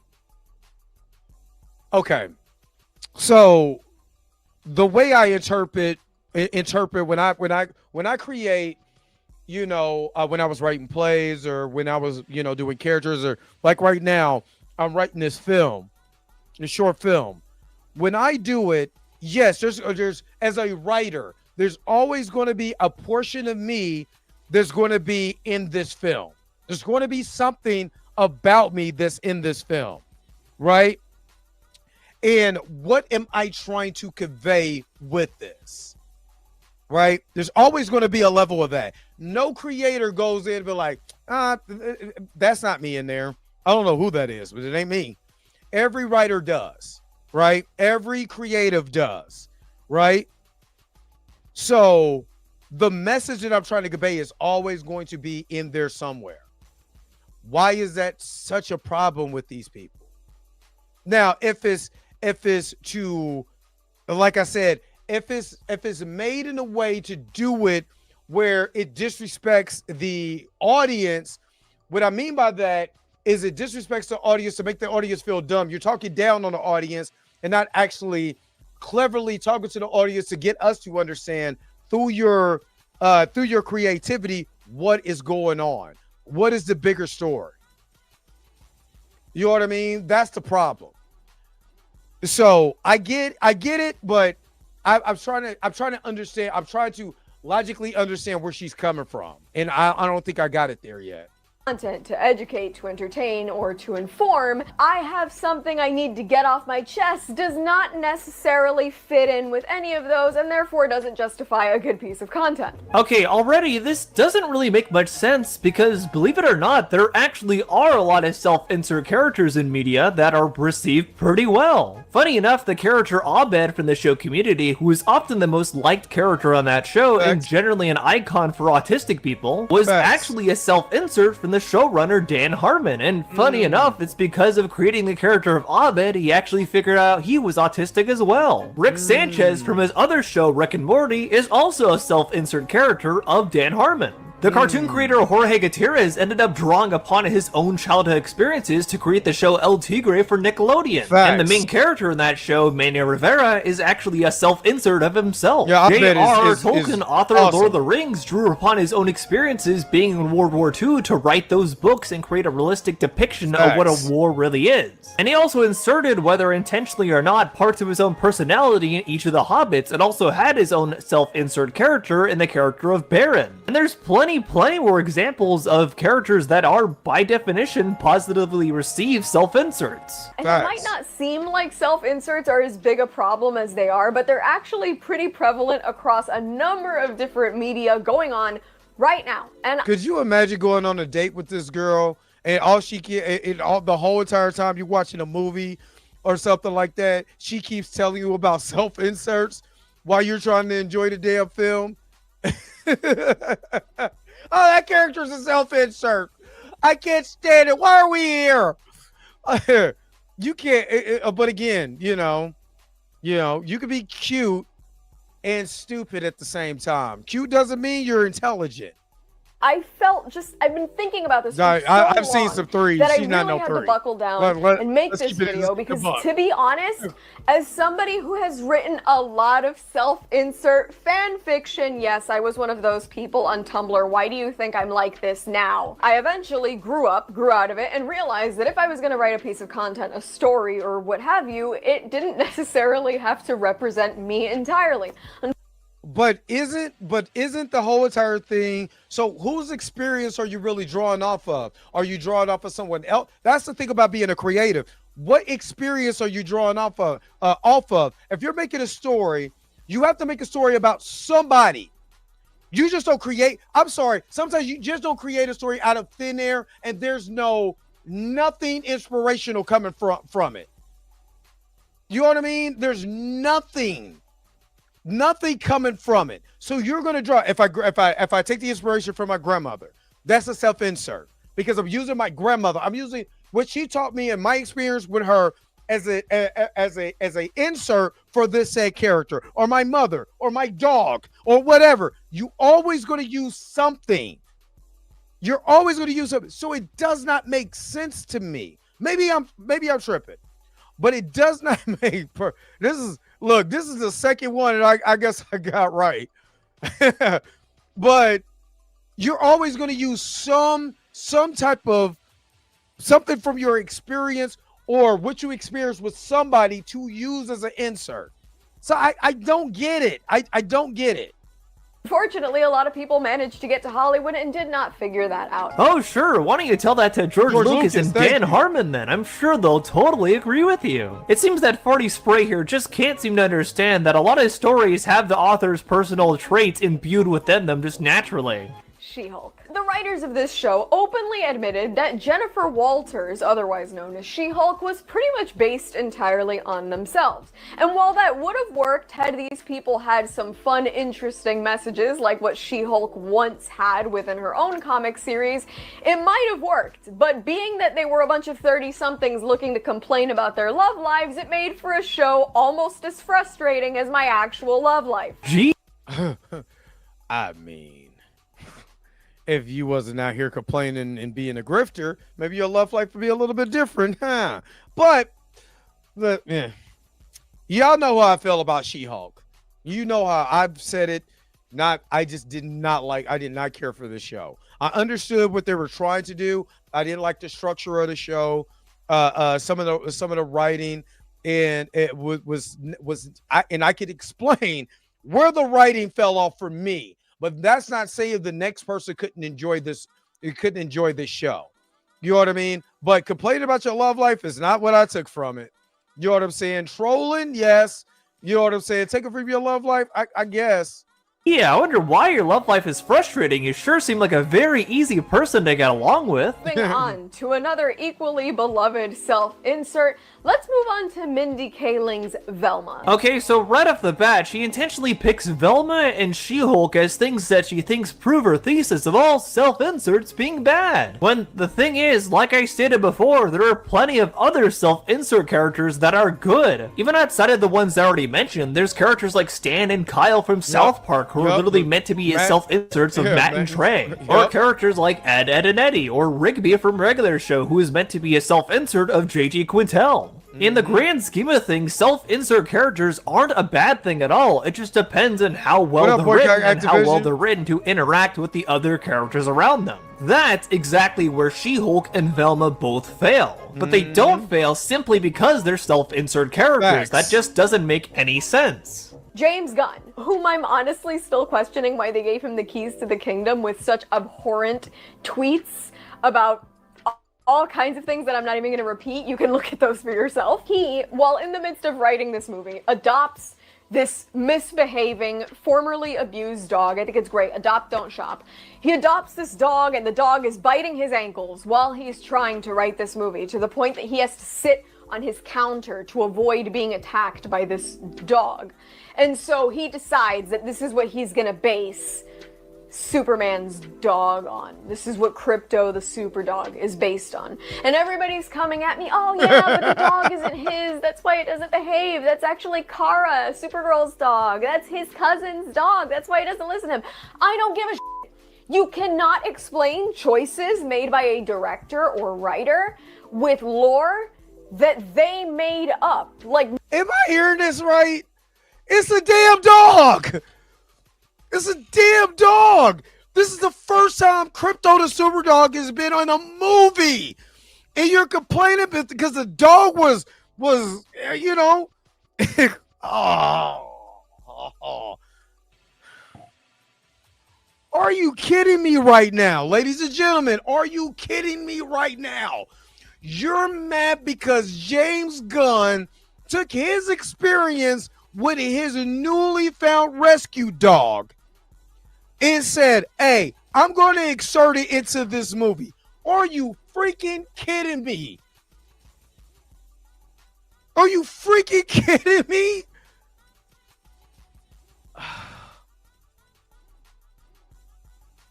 I'm just saying, like, okay, let me tell you what happened last night. My daughter, bro, I did mention that maybe I want a cat. She has a cat. I did mention that I might want a cat. You know what I mean? You know what my daughter does? Brings me a cat. My daughter's 18, turning 19 next year. She brings me a cat. Beautiful cat. I'm not going to lie. I got pictures with the cat. Cat was laying on me or whatever. I immediately told her, no, I'm not trying to feed another animal. I'm not trying to do this. I'm not trying to do that. No. The more and more I kept saying no, the more the cat snuggled up under me. The more the cat, you know what I'm saying, laid and went to sleep on me last night.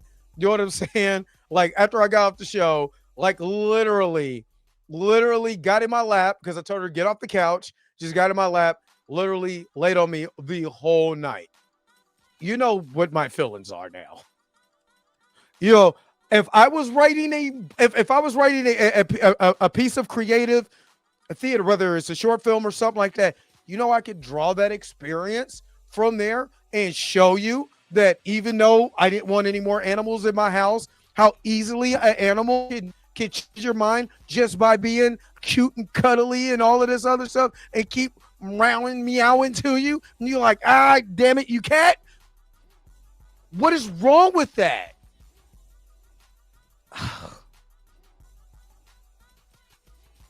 none of this is real. I find it really interesting that she gets mad at James Gunn for supposedly using Krypto as a self-insert for his own dog, when technically Superman himself has actually always been a self-insert character. Superman was created by two people who were the children of Jewish immigrants who were trying to flee oppression. This is Thank you, Otterly Noah. Thank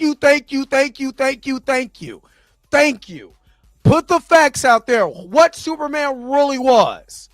That's exactly why Superman at its very core is a story about immigration and always has been. Superman is literally an illegal immigrant that has come to Earth and is doing his best to do good for the people around him. This is literally a self-insert and meant to mirror the author's own experiences. But of course, Snarky just can't really understand that at all. In her view, all self-insert characters must simply be bad, even when some of the most beloved characters of all time actually are self-insert characters. Dr. Carpy. Just think of having an intelligent conversation with this young lady. If this was somebody you met at the grocery store and you say, hey, give me a number, let's talk or whatever, and this is the conversation that she has. Oh, boy.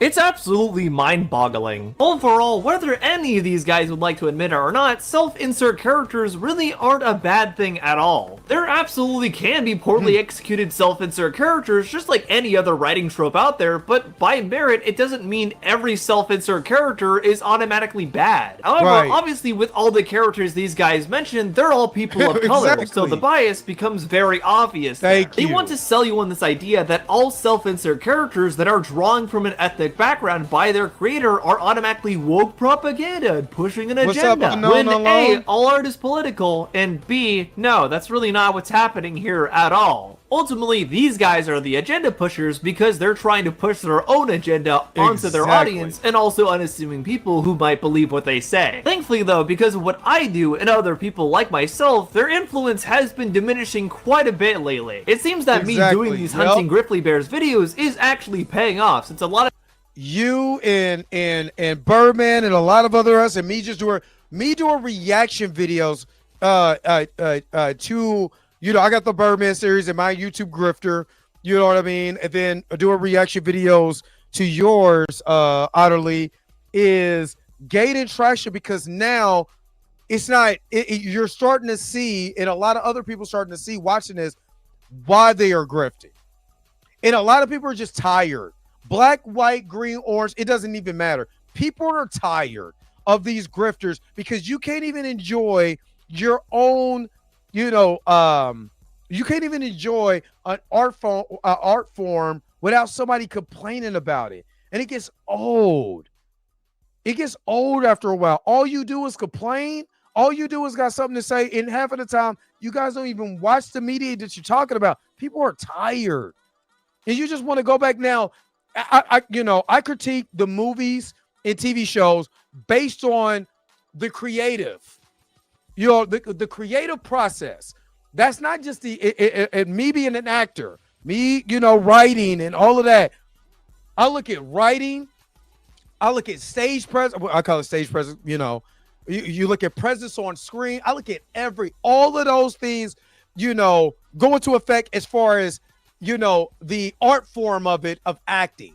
Then I look at lighting, I look at scenery, I look at all of it. How does the music, how does the mood set? You know, what locations that they use? You know, how is it shot? Is it beautifully shot? Does it get me, you know, besides the actual characters itself, does the atmosphere get me into the mood of what I'm watching? There is so many layers to this art form that you could be able to dissect. But just doing it off the strip of you don't like black people in front of the camera and you want them to be behind, or any person of color, we got a problem. And we gon' get at these grifters. People that used to watch these people have come to me and explained that they finally saw through the grift. And that's great, and that's exactly what I want overall, since really I want people to be able to properly critique media and look at it more adequately overall. So thanks everybody for watching these videos and enjoying them. I'm more than happy to keep hunting grizzly bears. But what do you think? Am I wrong? Are these guys completely right about woke self? Nope. Keep doing what you're doing, big dog. Keep doing what you're doing, big dog. Because, man, we are tired. We are tired. This country has went through, let's be honest. Let's be honest. Let me full screen this. And again, shout out to Otterly Noah for another excellent video. Shout out to Otterly Noah for an excellent video. But let's be honest, man. Let's keep it a buck. This country has been through enough. This country literally has been through enough that we need to be, dude, black, white, it don't matter. When you start seeing crap and it's just getting old, we got to be able to fix this. Because we can complain, but are we actually attacking the actual issues and actually giving a solution to fix it? And this is one of those solutions to fix it. We got to point it out. We have to point it out because you get tired. I get tired of, I'm so sick of black conservatives. They're so far up Donald Trump's ass. They can't see what they're actually doing is causing division within your own community, not just as America itself, through its own community, because it's not that you're saying this guy is right, and here are the facts, and here is this, and here is that. What you want to do is say, hi, you don't like how it's going. You know what I mean? Well, I'm with here, and you guys are bad. It's finger pointing. There's no solutions. There's no camaraderie. There's no actual conversation to bring people together. There's no bipartisan. It's literally to continue to divide. And some of us is tired. Some of us is tired of that. And then, like I said this, and I'm going to go to a quick commercial break and wrap this thing up. But I said this before. They were so pissed off at Colin Kaepernick for taking the knee during the national anthem. They was talking, you know who they are. The conservative crowd, the ones that was all up Donald Trump's ass, was saying, I don't want politics in my sports. Stand up for the national anthem. I don't want this stuff in my sport. And then you turn around and put politics in our and try to put politics in our comic books and our manga and our entertainment. And then you get mad at us for calling it out. Like, and then you have the nerve to call people snowflakes for so long. Who are the snowflakes now? Dude, I'm tired. I'm tired of the rhetoric, man. You know what I mean? I am. I'm tired of the rhetoric. And shout out to, like I said, Adderley Noah and the Birdman and all these other people, because it's not just a black dude doing it. It's white people, white women, black men, black women. There's all kinds of people that's tired of the grift. Just tired of the grift. And if we don't get on these people's heads, it could get even worse. But now they know. Oh, you can't grift now. You gotta you gotta check in when you grift. Just like we about to check in this quick commercial break. Let's go get some biscuits. I'll be right back with more of the Dre Mac Show. After these messages, we'll be right back. Now you can own one of the greatest gospel albums ever on the rough side, with only giant hits and legendary stars. Biscuit. I know it's the truth about it. I love. Oh, how I love this biscuit. Oh, how I love this biscuit. It is the best biscuit.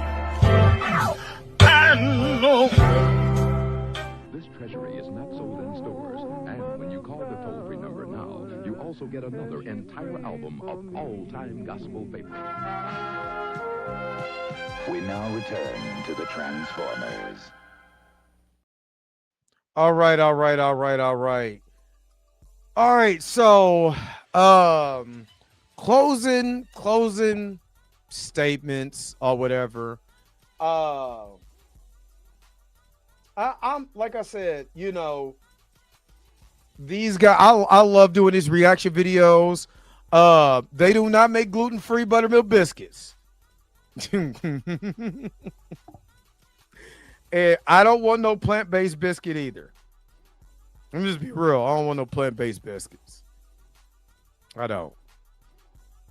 You said bring back NBA Hang Time and Jam. I wish. It's always a projection. This is the Neanderthal way. Fake crime stats while account for the majority of violent crimes in CP. I'm gonna just say this. My thing is that none of these people are going to go in a space and say this to anybody in their face. What's up, Wavy Down Wine? They're not going to say this in their face. You damn show ain't gonna come to me and talk this mess. You not. They know that. They're not. So they can have the comfort of their own environment and say whatever. This is a free country. They have the right to say whatever they want to say. But we have the right, like in that, to be able, literally, in the words of my man Birdman, expose the grift. Yo, the sign is real simple, B. It says wrap it up. Wrap that shit up, B. All right. We know Kang is back. We see it in your eyes. What is that? What my eye? What if do you see Kang in my eye now? Huh? Do you see Kang in my eyes now? Huh? I'm over here trying to time travel right now. Do you see Kang in my eye right now? Oh man. Let me get you guys up out of here, man. We almost hit. Yep, they have the right to consequences. Yeah, I just spent almost 2 hours with you guys, man. Shout out to Utterly Noah for dropping in. You know what I mean? Shout out to all you guys who have been holding it down for the show. Always in the chat. Y'all never know who's in the chat or who's watching. So make sure you tune in live. 7:30 in the morning Central Time, 8:30 on the East Coast. You from the West Coast, get up when I'm up, because the early bird gets the worm. So let me get you guys up out of here, man. Enjoy your Halloween. Don't forget to like, share, and subscribe. Don't forget to hit that bell notification so you can never, ever miss one of my videos again. Until next time, I'm going to holler at you guys later. Peace and vibe power. Don't forget, go ahead and like, share, and subscribe to Utterly Noah too. Where is my outro at? I played it at the beginning, but I really gotta go. Wait a minute. You're telling me the video's over? What? Okay, I guess so. If you have came to this portion of the video, thank you so very much for sticking to the end. Don't forget to like, share, and subscribe. Don't forget to hit that little bell notification so you never miss one of my videos. And if you really want to, you don't got to, go ahead and follow the social media links that's down below. Until next time, I'll let you guys later. Peace and vibe higher, y'all. Y'all take care of yourself.